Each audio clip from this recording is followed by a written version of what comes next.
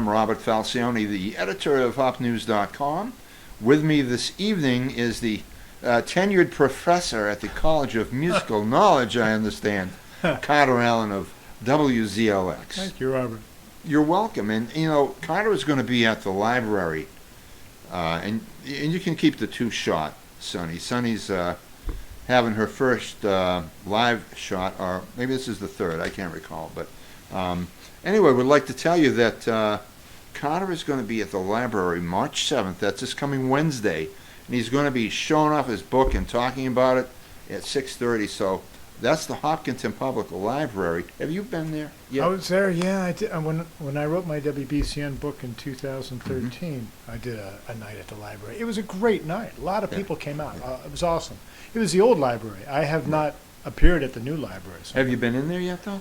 I just took a quick walk through. Oh, it is so incredible. It's pretty amazing. They took the exterior of the old church and the old library and made an interior out of it. I just think that is so incredible. Yeah, And the way they joined the two buildings together with a room yeah. or two. It's great. Well, if it's twice as big, I'm hoping for twice as big a crowd. But, you know, last time I was there, it was just a nice night. There was, 60, 70 people there. And we talked about the book. I read from the book. This is a WBCN book, Radio Free Boston. And then took questions and I answered questions. And this book, this one here, Decibel Diaries, if you can see that, is my latest. And this is about 50 rock and roll concerts that I've been to. Through the years, we talked about this before, from the first show with the James Gang to Joe Walsh, and there's Nirvana, George Harrison, Eric Clapton, everybody's in here.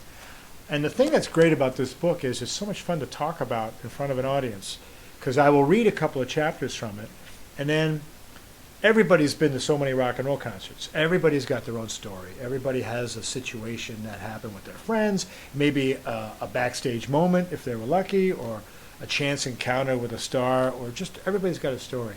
And so everybody starts piping in about who they've seen. And so every one of these appearances I've done, and I've done 28 of them so far, have been completely different. They start off with me reading the Ted Nugent story, because I always start with the Ted Nugent story.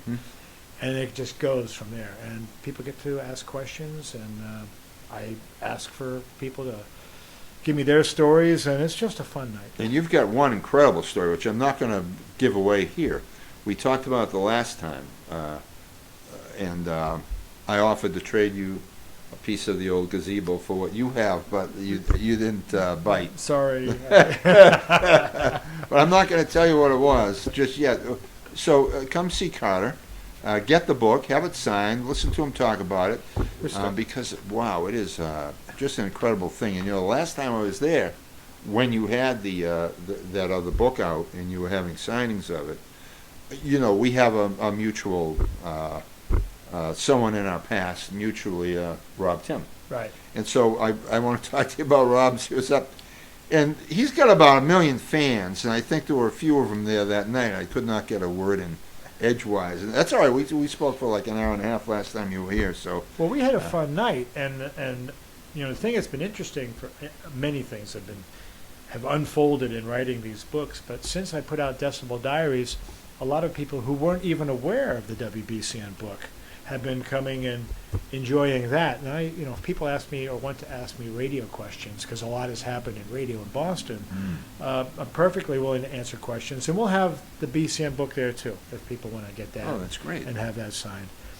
It starts a little early, 6:30, because, in libraries they kick you out a little early. You can always tell when they want to kick you out, because the custodian always walks up and down the room with the keys hanging out. Yeah. Ching, ching, ching, time to go. We're going to close up, or we're going to lock you in. Well, that's before he comes in with the, he or she, I should say. Yes. Comes in with the vacuum cleaner. Oh, yeah. Get out. And it was really, which has happened. And that was a great time, though, that in the old library. But the new library, how vast this new room is. Yeah. The way they've worked it and taken all the books out. And I think they're still out. Well, it's a real pleasure to come back home and do the library here in town. It's great to see people get together and to donate money and have the government kick in, and match certain amounts. endowments and all that, and to actually get that job done and get that library finished. Because for 10, 15 years, it's been on people's minds, and here it is. It's all Yeah. done. Yeah. I know a lot of people that work at the library. It's a real dream that's been realized. And yeah, and it has just been wonderful. It's it is such a joy to go there and to have a seat and to read a book, and in my case, fall asleep at about 4 is my nap time. So, Well, you're up way past your nap time. And it's great because, you're supposed to be quiet in the library while I talk rock and roll. So, we can get loud. yeah, right. I've in fact, it's always fun to just yell. So, because I've always wanted to yell in the library and not get my hand wrapped by the librarian with a ruler. Well, I believe this library has assumed some of a college library feel in that people can hang out and they can talk. And so that's kind of what I remember at Framingham State. But even so, I like quiet myself in a library. Right. And so there are actually quiet rooms. Oh. Yeah, not like Medfield State Hospital used to have. Right. I hear. But a They should room be- with a door and yeah. glass. Well, they should call those quieter rooms Yes. because yes. you're supposed to be somewhat quiet in the main room. So it's a quieter room. Right. It won't be right. quiet on Wednesday night, I can tell you that. All right. No, you're not going to play music. Though. You're just No gonna music. Talk about music. No, it's something. So I'll get an introduction, and I'll be up there sitting down, and I'll start reading, and the hour and a half goes like that, Oh, I'll bet. and yeah. it just goes so fast. And as I said, every night's different because the people that are there get involved. Now, if folks don't want to talk, I'll just keep reading stories. Uh-huh. I got 50 of them, Yeah. so I could keep reading. But generally, I read a few, and people start piping in, and then at some point we'll break and we'll sign books at the end. Cool. Now, do I recall an Eagles concert in there? Or Joe Walsh, right? But Well, it's interesting. Joe Walsh actually has a thread through the whole book because he was the James Gang was my first concert, and so he was a guitar player in that band. And then he was drafted by the Eagles back in 1975 and joined up in time to create Hotel California. So they actually went on the road before Hotel California came out. They were still recording that album. They did a live tour that summer to sort of introduce Joe to their fans, which really toughened the sound of the group. And so they played down in Foxborough at the stadium down there, uh-huh. at Sullivan Stadium back in 1976. So Yeah. they didn't do any music from Hotel California, but so I talk about that concert because it's a rock festival. Boz Scaggs warmed up and Fleetwood Mac warmed up. That was the tour with Stevie Nicks and Lindsey Buckingham making their debut. And so that Eagles show is in there. And then at the very last concert of the book, of the 50, is a Joe Walsh show at the Orpheum Theater in 2015. Oh, wonderful. And the story about that is that Joe Walsh, he lived the rock star life, and I think maybe his downfall was he bought a house in Los Angeles, and he lived next door to Keith Moon from The Who, and Keith Moon was the poster boy for abusing oneself. Yeah. Well, he liked to drink the most, but Oh. so Joe ended up, he was an incredibly creative individual, but he ended up drinking for 20 years, and so he climbed out of that. And he has written about it and spoken about it, and he is completely recovered. And his playing is amazing. Yeah. And it's just one of them rock and roll horror show stories that ends with a good note. And Is he still sober? he still is. Oh, good. And in fact, if you see the Eagles, one of the best moments, I think, some of the best moments of an Eagles show these days is Joe when he participates, because he does a couple of his songs in their set. He does Life's Been Good, and sometimes he does, Funk 49. And that Life's Been Good is like an Eagles song. It's like it came like something they could have written without him. Yeah, exactly. And of course, he was a big part of a song like Life in a Fast Lane. He gets a co-writing credit on that, and he's got a guitar solo. What a great riff. Yeah, I and love he's a that great riff. slide player. So, Joe, he went into the bottle and he came out. And in fact, he put out a great album called Analog Man, Uh-huh. which is all about him being, into analog and not really embracing this whole digital world. It's not really there. It's just on the screen. he put out that album. He did a tour, and the tour was fabulous. Mm. And so if you ever get, I mean, he's really busy with the Eagles these days. The Eagles are doing a huge tour, but if that tour ever breaks, and it will eventually, and he goes on the road and does his own thing, I'd recommend that. Yeah, he is a great player. And Funk 49, Yeah. that was his standout, I think. Yeah, I was trying actually to get him to see if I could get a hold of him and get him to write the foreword, Wow. but I couldn't break through his team. Yeah, You right. know, that's what happens. Well, it's like you have a million fans. How do you deal with them all? That's true. You gotta know. have a million. You think you got a million? I can always use one more. At least that's what my bosses say. You can always use another fan. Yeah. You know, I've been really blessed. I can't complain. I've been in radio since 1979, and I've been in Boston. I mean, BCN and now ZLX. So, Yeah. you know, there's not so many people that have been in it that long and have been able to keep their original audience. I think I've just managed to Yeah. build an audience from those old days. Yeah. And I wonder, do you subscribe to the theory that anything can be fixed by a Led Zeppelin song? Well, you know, it's interesting. Zeppelin and the music is so great, and it stood the test of time, and generations have enjoyed that. It's just so wild when a 25-year-old or a 16-year-old calls up and wants to hear Kashmir, Yeah. or even something deeper like the Lemon Song, which is a great blues song, even though it does borrow liberally from the canon, shall we say.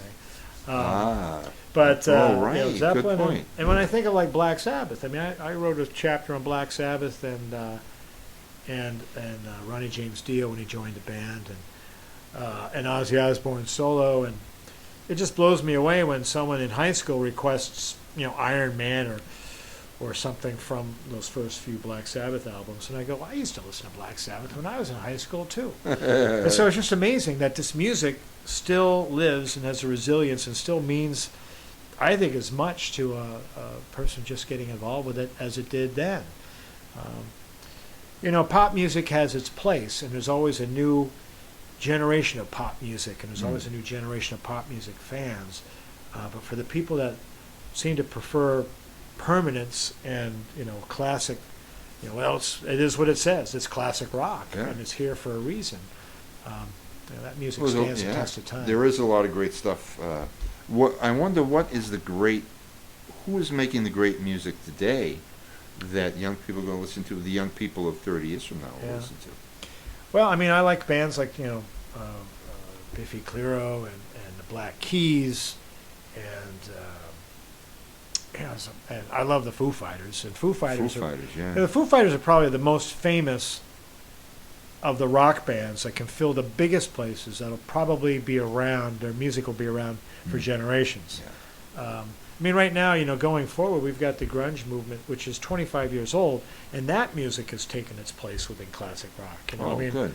I mean, people recognize that. I mean, Pearl Jam is a great band, and Led Zeppelin's a great band, and Cream is a great band, and you can play all those songs. And the Eagles are a great band. You can play those in a set of music, and they don't. None of them sound out of place. Right.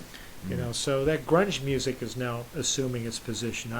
And the Foo Fighters are an outgrowth of that, but the Foo Fighters are making great albums in 2018, so their music will be around. So there's not just the one hit. You figure there are more than one good song on their albums. Yeah, Yeah. Yes, definitely. You would listen, you know, I would get a Foo Fighters album because I know there's going to be more than one great song. Oh, good. You know, You know, I think over the years that's what's made rock and roll stand out after the Beatles. I think that, you know, that full album of great stuff. right? Yeah, they're musicians, Yeah. and that's, you know, I mean, that was one of the things that came out of the '60s was that these, well, they weren't known as musicians before. They were just known as acts. Yeah. You know, right, that did their hit single and lip synced it on national TV. But now you have guys that are going in the studio and spending 9 months working on an album, like Right. the Beatles did. Suddenly it became more of a serious thing, almost like the way classical music was a serious thing. Hmm. So, And there was great on that British Invasion that followed the Beatles. There was some really talented people making music then. You had the Music Explosion. I'm thinking what else? Herman's Hermits. I mean, they were talented people. That was pop. The Yardbirds. Yep. Yep. Uh, And you had some of those bands like the Who that did little nifty 3-minute singles that then by 1969 had done Tommy and Right. suddenly went into this whole new realm. right. So yeah, the music has permanence, and the music there's so much music that's there. I mean, if somebody just, I remember how I discovered music. I mean, the first time I heard, the Who Live at Leeds album on the air, and I'm like, listen to that live. God, that guitarist, it's like metal, but it's like really sophisticated. Right. And so I jumped into that album, and when I first time I heard Tommy, I said, I heard Pinball Wizard, like everybody did on Top 40 Radio, and then listening to the album it came from, and it's this whole new, I mean, you can swim in that ocean for 40 years, Yeah. And And that includes, that ocean includes Pink Floyd. Sure. And there's a real gem that Carter's going to talk about, not here, but he's going to talk about it Wednesday at 6:30, the Hopkinton Public Library. Anything else? No, I'm just looking forward to seeing folks, and again, it's an interactive thing. It's not going to just be me. Hey, if you don't want to talk and you just want to, that's okay. I'm not going to like be the teacher in school and because I didn't want to go through that, and I don't want to put you through that. But it'll be a lot of fun. It'll be great to see your faces and chat. So do it. See you there. I'll be there for a little bit. I'm not gonna spend too much time there because Because you're a busy man. You got I'm things just to so do, darn busy. places Yeah, to go, I'm things so to darn- do. Yeah, like Steve Allen. No, Steve Martin. Steve Martin. That one there. He had to leave. Thanks so much for stopping by again and chatting about your book. And I'll be seeing you Wednesday, and so will all you folks be seeing Carter on Wednesday. Let's hope so. You might want to get there early and soak it all in. All right. See ya.